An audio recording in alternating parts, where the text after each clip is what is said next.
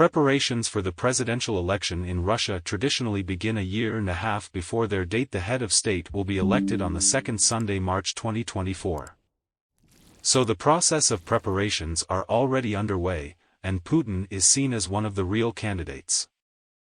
The Kremlin only understands the most general contours of the upcoming elections. But it is already clear that campaign will be under Vladimir Putin. About any other candidates from the government is out of the question.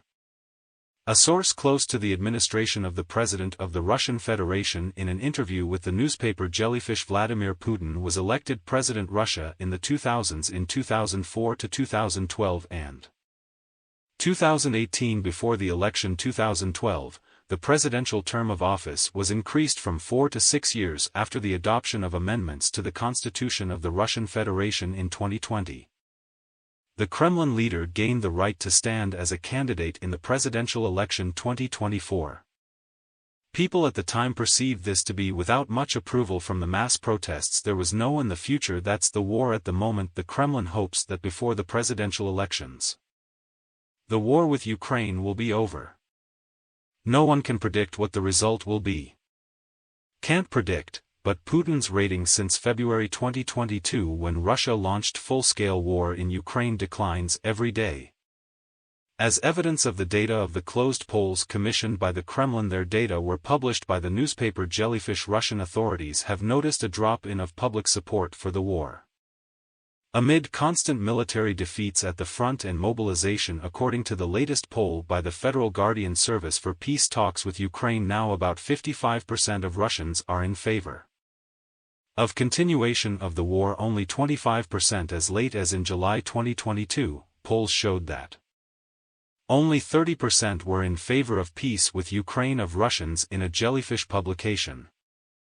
But the war has already reached a stalemate. Putin is Russian sociologist believes he's losing the war.